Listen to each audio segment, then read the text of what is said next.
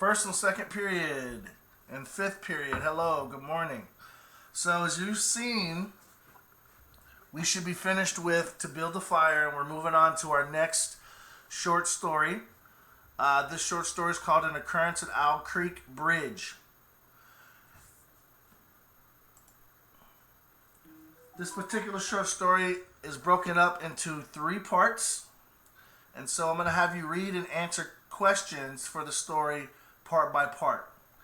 Ambrose Bierce is the writer of this short story. I thought it would be fun because there's a really, really nice twist towards the end of the story that a lot of students in the past have enjoyed. So I thought it would be a great story. It fits the standards that we're working on. You guys have got to be able to understand and to take out the meaning of what the author means in each part of the story and be able to relate it to how the theme of the story and the message fits what the author is trying to do. So we're going to move on with this little lesson on the story. I'm not going to go through all of it today. I'm going to give you bits and pieces in parts so that you can follow logically in order. So the particular setting of this story is in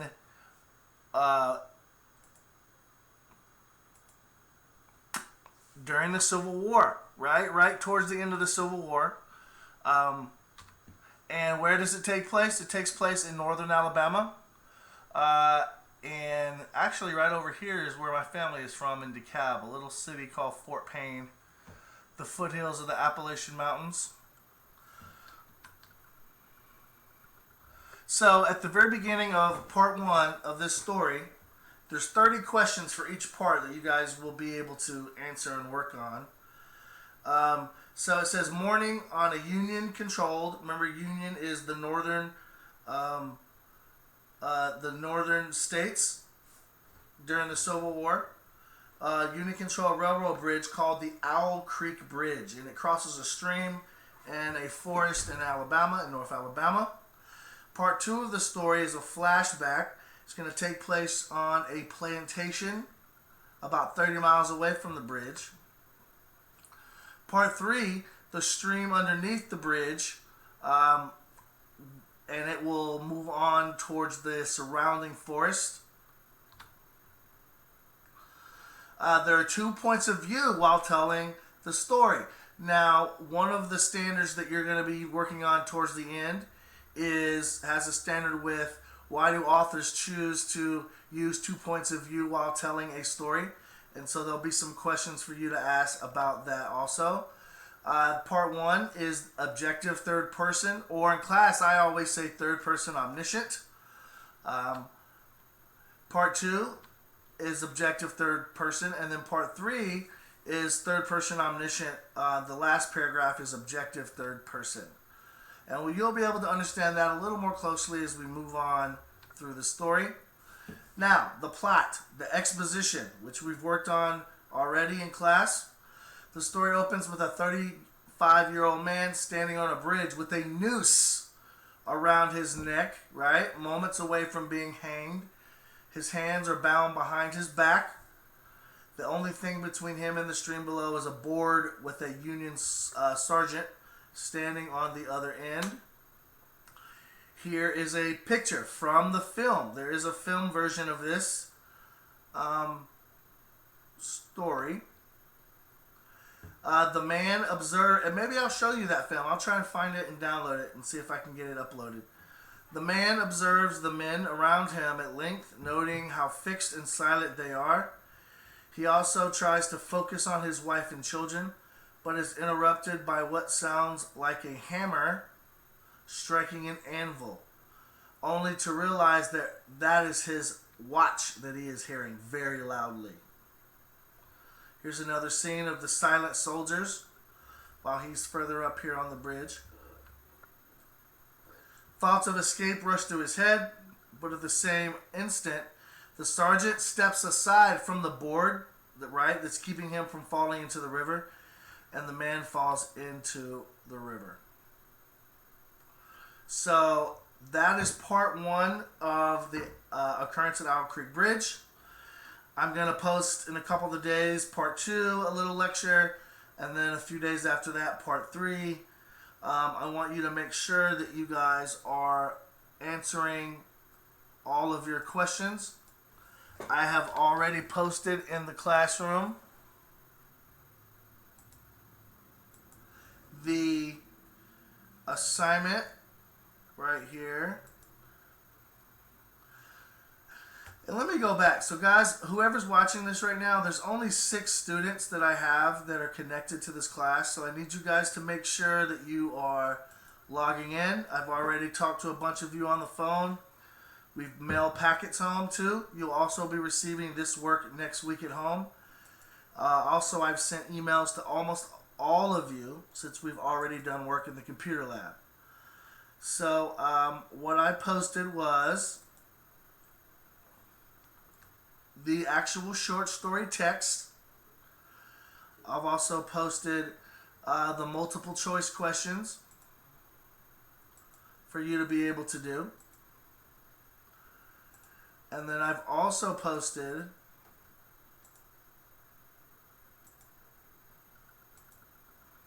part two for those of you that want to work ahead. That's not due for quite a while, but make sure that you're staying up with what you need to be doing. As you can see, guys, there's a lot of work already done or should have been done. So we have a bunch of assignments. So make sure you guys are going in, you're doing your work.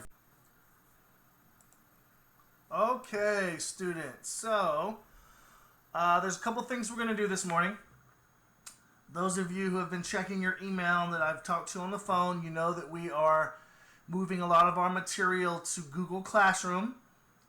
It's much easier and direct for you all to access your materials there, unless of course you're getting them in the mail, which you are, and can do them at home and either take pictures of your work and then upload those back to me through my email, or you can physically take your work back to the school. There's a bin outside the school where you can place your work.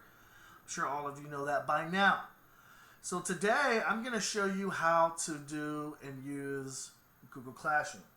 So what you're going to do first is you're going to log into your Gmail. So I'm logged into my personal Gmail, and I'm going to be a student like you and show you how to access your particular Google Classroom. So I'm logged in. Here's my Gmail. Here's all my emails. What we're going to do first is on the right side of the screen, there's the 9 dots that are in a square. We're going to click this. And if you don't know, your Google Drive is in here, photos, the internet, your calendar. But if you scroll down, there's also Docs and Sheets, which is like Excel. And then there's Google Classroom. So that's what we're going to be clicking on today. So let's click on Google Classroom. Now here is my classroom as a student. I just have a couple things on here because I was messing around. Your screen will be blank. There won't be any classes over here on the left side of the screen. But for you to be able to access your work, you need to join a classroom. How does one join a Google Classroom? Well, I have talked to some of you on the phone and given you your code to log in. I also sent out emails to the 76 students that I have emails for with codes for all 6 classes. So what we're going to do for you to be able to log into your classroom is you're going to click this plus sign. After you click the plus sign, you're going to be joining a class. Now, a little screen is going to open up to ask you to put a code in. The code that I had given you goes in this box. I had already had mine copied, so I just pasted it in here. So now I'm going to join this particular class, and let's see what happens.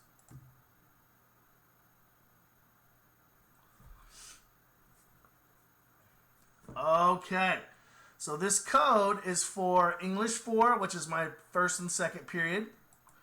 As you can see, I've already posted a few assignments for you students to be able to do. So we're going to choose one of these. and then I'm going to show you the process. So here is to build a fire. This was posted a couple of weeks ago.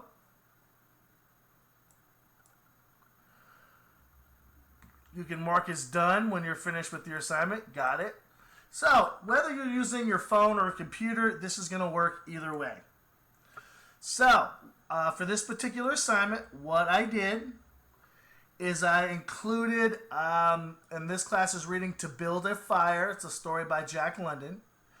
So we're going to click this. This is a PDF, and this is just the story.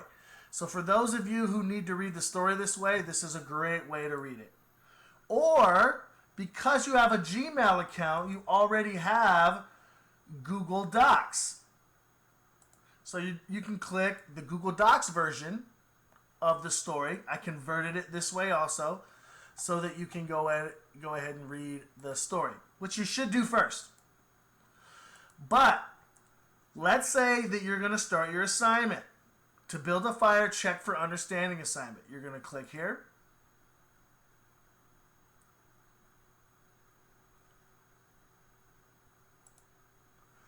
And you're going to answer the questions in this document. So you can type it using your phone, no big deal.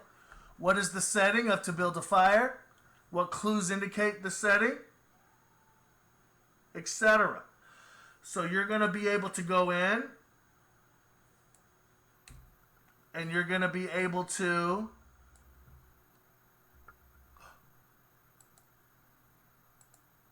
access and answer the questions. So you can do it this way. That way you can just answer. And if you look, Leonjane is actually doing her assignment right now. So make sure that you guys go in, you look at your assignment, you answer your questions here, and when you're done, I will already have it because it is shared with me. So there won't be any issues there. So you have your PDF file, you have your Google Docs version of the story, and then check for understanding. Now all the assignments are different, right? So here's another assignment. This one is your YouTube channel instruction videos. So let's click one of those. If you click here, there's your video. What it's going to do is open up YouTube so that you can watch the lecture that I've already completed. And this is on To Build a Fire. But this is only for first and second period. I have other YouTube videos. Or if you want to watch it in YouTube, you can open it this way. Videos on the YouTube site. The mercy of biology. So as you can see, there's a lot of information here. So I would watch your video. Power of nature.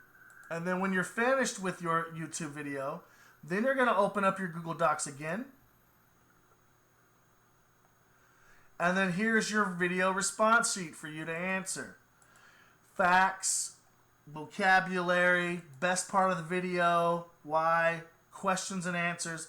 All of the classes will have video response sheets, so you will all be using this depending on which lecture or video you'll be watching. So there's this also. So this is a great way for you to quickly access your work so that you don't have any issues. Now, we're going to go back. So now we're at our email again. After you log in, you're going to scroll down. You're going to go to your Google Classroom. It's going to open up your class. You're on English 4, period 1-2 right now. There's a formative assessment assignment, and all of you will have these depending on what period you're in. There's instructions. There's also the standards that you'll be utilizing as you do this assignment. Let's open it up. This is a Norwegian folktale called Boots and the Troll. So what you're going to do, just like we would do in class, you're going to read a little short story.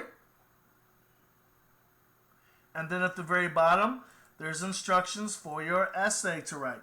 For this one, it's a minimum of 3 paragraphs. You're going to use evidence from the story to compare and contrast the two main characters, Boots and Claude, their brothers. And then it says write on page below. What does that mean? That means that down here, you're going to write your essay. And then I will see it when you are complete. Right? Because I am you now, a student. So there's many ways for you to effectively be able to complete your assignments. Don't forget that we also have your assignments on the school's website here. You're going to click here to download or review your homework. It's got the first week work. This isn't a PDF. So if you're going to complete your work this way, you're going to need to either print the assignment or write your answers on line paper, take pictures of it, write the title of the assignment, and then show it to me later. Email it to me when you're done. So actually using Google Classroom is pretty efficient and effective in this case. So there will be, and there's your second week, there will be the next 2 weeks. So this is the first 2 weeks. This is the second 2 weeks, which will end tomorrow. And then down here will be the next 2 weeks. So that will be a month and a half of work. So if you have not started your work, oh boy, I would really get on that so that you don't get behind. All right, so we have that done. Remember, this will take you right to the YouTube channel. I've gone over this 4 or 5 times. Here's my classes. You're going to look through and you're going to find your period assignments, videos, and you're going to watch them. I have a lot of instruction here. So if you are confused with what you're supposed to do, you really should go through and spend the time watching the videos, which will help you so that you don't just give up.